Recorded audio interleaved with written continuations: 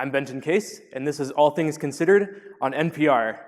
Not National Public Radio, but not published in review. That's right, this is brand new research I'm very excited to share with you all today. This is with co-authors at Stanford, Avast, and the University of Illinois. So, by all means, the Internet of Things has arrived at the doorstep of the average home. And unfortunately, the security community has found that in many cases, these devices are riddled with vulnerabilities. It doesn't take much imagination to consider worst-case scenarios when you're involving surveillance cameras within the home, potential recording devices that could be hijacked from Alexa devices, or even as we add medical devices and smart cars and more sophisticated categories into the home eventually, there could be disastrous scenarios potentially. And unfortunately, security researchers don't have much insight into what devices are actually deployed on the networks of the average home at this point, or how they're configured. That is, until today. I'm very excited to share brand new research, the first large-scale measurement study on the composition of IoT devices within the average home worldwide. But before that, I just want to define, for the sake of clarity, what an IoT device is for the sake of this talk. Let's just say it's any consumer product that has an embedded system and is usually networked with the rest of the home. So this could be Amazon Alexas, printers, smart light bulbs, as well as television, maybe streaming devices like Roku, game consoles, etc. So as I said before, previously researchers did not have much insight into the composition of IoT devices in the average home. If we were talking about the public internet, say web servers that are serving HTTPS websites, security researchers from a single vantage point could just simply contact all of these servers, so say Google, Yahoo, Facebook, ask what version, or do some probing questions essentially to see what version of TLS is being run, maybe even the server infrastructure, if they're using Apache, if that's up to date. There are metrics we could essentially gather from one public vantage point. And so we could also do this to see where homes are essentially, but unfortunately, we can't actually see inside of homes in most situations. This could be for firewalls or network address translation, but in simple terms, essentially we could reach the router with scans, but maybe no further to see what devices are actually within the home. So in short, we will need to run scans from a device that is also within the home if we hope to have a complete idea of what devices are within the average home. And so the lab has been fortunate to partner with Avast to conduct such a study. This, again, is the first large-scale IoT measurement study that I'm very excited to present today. We have 16 million homes in this data set, 83 million devices, and this is worldwide. To start, I will talk about the composition of device categories within the average home by region. I said again, this is a worldwide study. So this chart, you can see we have several categories up at the top, and the bars are stacked from the bottom. So you can see game consoles would be the first category at the very bottom, and then home appliances, which interestingly enough is a very, very small section of the average device within most, or essentially within all regions. Home automation as well is very small. We can see that media and surveillance as well as work devices are still the majority of devices within the average home. This goes for all regions across the world. Interestingly, we can see some local patterns. You'll note that, for example, in East Asia and also Sub-Saharan Africa, work appliances, so that would be printers, for example, are a majority share effectively of devices in this region. Whereas if you look at North America, you can see that voice assistants already are something like 8% of the devices that we're seeing within the average home. It's quite interesting to look through this data and see that within different regions, there'll be different adoption rates for these technologies. And these have important implications if you're going to consider, say, patching a certain vulnerability that exists in many surveillance devices or many media devices, that patching rate could go at different speeds at different regions according to what types of products people own. So this gives a perspective on the types of devices people have. But in this next chart, I just want to show how many devices are actually adopted in the average home. And surprisingly, we're seeing that in North America, nearly 3/4 of all households have at least one IoT device from one of these categories I showed previously. And in several parts of the world, we're now seeing that at least 1/3 of homes have at least one IoT device within their house. So really, the era of IoT has arrived. I'd next like to talk a bit about vendors. We can see that depending on the category, there is a wide distribution of vendors that are offering these devices. For example, you'll note that media devices, the CDF, starts very low. I believe this is for Samsung, Samsung being the most popular vendor, so that would be on the far left, starting that line off at just about 20%. I believe this is likely because media devices, maybe streaming sticks and smart televisions, are far more commodified, so it's a heavily competitive field where very many vendors have services to offer, and you can see accordingly that the dashed line for media has a very long tail on the CDF. In contrast, you can see that for game consoles and as well as voice assistants, only a few, as you would expect, only a few brands essentially cover the entire market. You can see that for voice assistants, the CDF starts at about 60% for, I believe that's for Google devices. And then, as you would guess, the second ranked, I believe, would then be Amazon. And so you get to like 95% just of these two vendors. And again, there are big implications here depending on the category of device that you are concerned there might be a vulnerability in. For example, surveillance devices have that's another category where there's a very wide distribution of vendors. So maybe you could imagine some situation where we have a heartbleed vulnerability equivalent for surveillance devices, maybe a common driver for webcams that is very commonly used across vendors, has some devastating issue that we need to go and fix. If we're in the surveillance category, then we know that there are potentially hundreds of vendors out on the market that have devices to offer it, and we'd have to go and contact all of them and have them address this. Whereas if we're talking about voice assistants, patching would be much easier because this is just handled by a couple companies. So moving on to not just from the distribution of devices, but the security implications that our measurements have. In our study, we checked to see which ports are open on these devices and what services are generally being run. And overall, we found that about 70% of the devices we encountered are acting as a server in some way.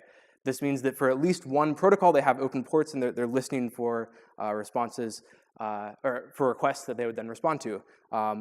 Some of the protocols are expected, like the largest share is for universal plug-and-play, but we can also see JetDirect, so there are a large share of printers on the network. You can also see some older protocols here this is a bit concerning right off the bat. For example, FTP and Telnet, you can see they're both at about 7 or 8% of share of all devices. And again, this is then millions of devices within our study, and so you'd assume even tens of millions or even more within the world because our study is on 16 million homes, and we would hope that this expands out into, this generalizes, I guess, to the entire population. So it's concerning, again, right away that FTP and Telnet are being supported in such large numbers. So a natural question would then be, well, if FTP is available, let's hope at least that secure credentials are being used. We're not just seeing default passwords. And so we checked for this in our study, and unfortunately, we did not find this to be true a surprising amount of the time. We found that 1.2 of all IoT devices that we encountered support FTP and have weak credentials. And the credentials are about as weak as you could possibly have them. I mean, we have admin being nearly 90% of the FTP credentials that were weak. And to clarify, for this study where we identified weak credentials, the Avast Home Network Scanner just had a brief or short dictionary of credentials that it would check, and then so once it identified a device that had an open FTP port, it would just check all of these user password combinations, and then if it found them, it would inform the user that they should immediately patch this device. I'll talk a bit more about how the Avast scanner works in a bit, but it's important to I'll go through this first, essentially. So we have a concerning number of IoT devices on the network that have weak FTP credentials and support it. We found that numbers are a bit better, but still concerning for Telnet, 0.14% of devices. This was about 10,000 on that order within the study, but this could still be millions within the larger world. And the password combinations are a little bit better, but we still see I mean, good old 1234 is there. We even see password combinations for specific brands, Vodafone, for example. Highly concerning. I mean, this again could be millions of devices. And recall that botnets such as Mirai essentially start out by infecting devices over Telnet. Once Mirai is installed on one device, it would just scan for other devices in the network, see if they have weak Telnet credentials. If so, log in and then infect that host. So these devices are making it quite easy for maybe Mirai 2.0 to I guess strike again if necessary. It's highly concerning that we're seeing so many of these devices. So next, I wanted to talk a bit about the actual types of devices and categories that are running FTP and using vulnerable credentials. I'll also talk about the different regions where we see this because there are some differences. So for this chart to walk through, on the left I'll have the regions, and then up at the top I'll have the different categories from a select few for IoT devices, and then below that I'll have subcolumns here of support, meaning devices that support the protocol so that they have open ports listening for FTP, and then vulnerable, meaning that of the devices that support it, this is the percentage of devices that then have vulnerable credentials that we identified. So I'll just walk through a couple interesting stats. First, we found that almost 60% of the work appliances in Southeast Asia that support FTP use weak credentials. And for comparison, here are some of the other geographic areas. It's quite high, but not the highest, actually. And then just to see how many devices actually support FTP, I mean, we're at 25%. So we're talking a very large number of devices in Southeast Asia that could, where an adversary could log in over FTP and maybe steal sensitive files. And you could see for maybe other categories, this could be even more concerning. Maybe for surveillance devices, you certainly would want somebody to be able to get sensitive information. And that might be possible if credentials are weak and attackers are able to get into the home network. For another interesting stat, we'll look at North Africa and the Middle East. The number of routers that support FTP, it's about 24%, which for context is higher than other regions. And concerningly, about 33% of those devices that support FTP have weak credentials. Finally, I just wanted to share that out of all of the IoT devices in North America that support FTP, about 20% of them we found have weak credentials. While 5% of the devices we encountered support FTP, this is, again, then millions of devices supporting FTP and having weak credentials within North America. For contrast, here are the support and vulnerable stats for other populations, higher in some areas, but I just wanted to share that North America is not an exception in this case, still quite vulnerable on the large scale of things. The entire data set will be available in the publication, which I would encourage you all to look at once it has been reviewed and published. So next, I just want to talk a bit about where we would head from here effectively. Knowing that there are so many vulnerable devices with weak credentials still on the network, and again, this is just the simplest possible attack or way for somebody to compromise a device, just guessing weak credentials and hoping that they're right. We're not even getting into vulnerabilities that could be exploited yet, or maybe vendor-specific libraries that could be exploited in some way. Just the simplest attack, and we're already seeing millions of devices that would be vulnerable to it. We should be highly concerned that, again, like I said, there are a number of worst-case attacks that you can imagine that will just get worse over time as more sophisticated devices, maybe smart cars, medical devices, come onto these networks. And unfortunately, we haven't even really secured yesterday's devices. That's the big point I want to make, is that the public attention might be on tomorrow's IoT, but we still really need to fix the IoT devices of yesterday. We still have printers, storage devices, smart TVs, devices that have really been on the market for maybe a decade at this point, and in large numbers, they're still insecure in the most basic way of having weak credentials, apart from specific vulnerabilities even. And I should say that the fact that so many of these devices have weak credentials would imply that they're probably riddled with even worse vulnerabilities, because the study involved about 15,000 different vendors in total that we identified across these 85 million devices. It would have been quite difficult to actually identify specific vulnerabilities within these devices. So for this study, the key exploration we did was just to see that weak credentials exist. We figured that we could extrapolate from that you could probably assume safely that if these devices can't even handle credentialing right, then they're probably outdated as far as libraries go and could be exploited in worse ways. So a big point here, we really need to fix these printers, fix these older routers before, or really today, before more vulnerable devices come online that have bigger security implications. Oh, right. Well, one last thing, I should just say how this, this measurement study worked. So essentially when a user installs Avast, they're optionally given the ability to share anonymized data for research purposes. So the 16 million households we shared, these were all people who consented to sharing this data for research purposes. Additionally, we decided that it would be best to only pull data from households where the user had initiated this home network scan. So that these are not automated scans, these are scans that people had willingly chose to do for their own benefit, and that, as I said, the scan would identify all of the devices on the home network, and then identify those that might have weak credentials, and then users would be immediately notified that they should fix those credentials. So that was essentially how we gathered this data. We were very careful to make sure that users understood the data they were sharing. Again, I'm Benton Case. Thank you very much for your time. I'm happy to take questions now.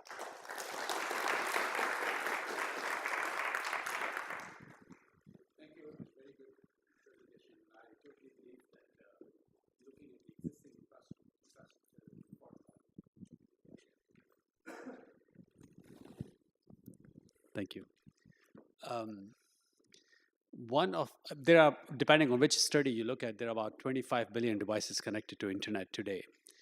And I always had this question of wonder that these protocols are important, but these protocols happen after you're already in the digital format from the data perspective. And IoT devices deal with all kind of sensors, temperature sensor and other sensors, cameras. So you take this data, analog data, you convert it digitally, and then you try to make it secure. What happens if your sensor is compromised?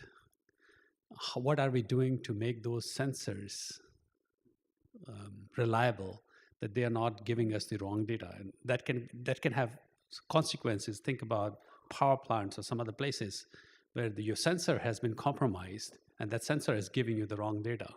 Right. And you're trusting the processor that is doing all the security stuff, but if your source is compromised, what are we going to do with that? Right. I see what you mean. I mean, I guess like a simple example like I would think of in this case is when my car tells me that the tire is low on air, I'm not sure if it's the sensor malfunctioning or that the tire is actually low on air. But I mean, that's a low-stakes situation. I totally see what you mean if we're talking about the airbag sensor on a car, and maybe this car connects to your home Wi-Fi network every time you park it in the garage. That is highly concerning. Yes, there's definitely a need to make sure that these devices are safe, and the sensors have reliable data as well. So why does my refrigerator need FTP at all? That was exactly my question. I don't really think it should. Right.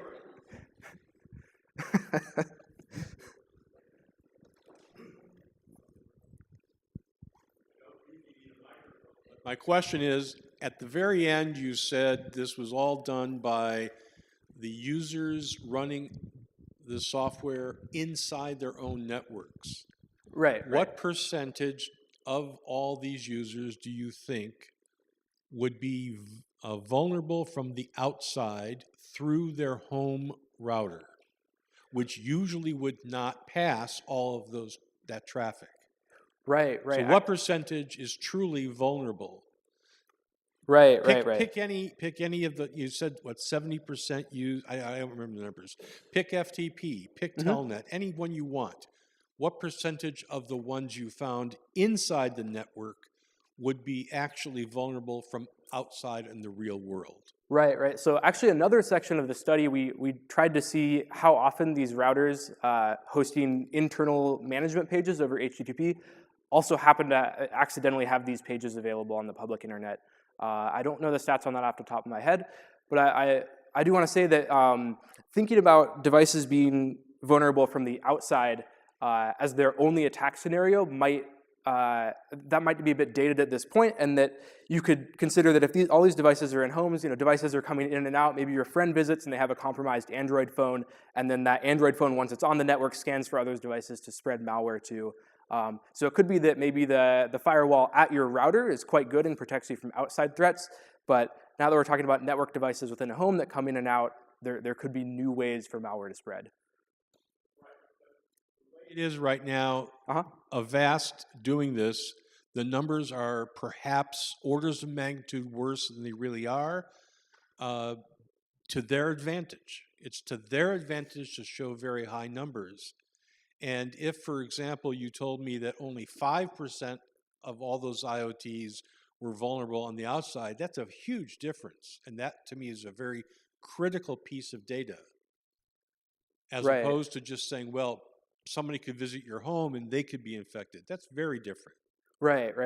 I mean, I should say that this, while they provided us with this data, I mean, I have no reason to believe that this is manipulated in any way for some sort of competitive business advantage. I mean, sure that like for an antivirus company, you want to say computers are vulnerable, but really for the sake of all of us, we should have interest in securing these devices, not just for selling more products, but just for people's safety and privacy. But I don't know the stat off the top of my head. I would have to check on how many are actually externally accessible, but I believe we did do that, not just with routers, but with devices. Another section we did too was to see how many of these devices were reaching from the inside out to try and perform these public scans. Any other questions? All right, thank you very much.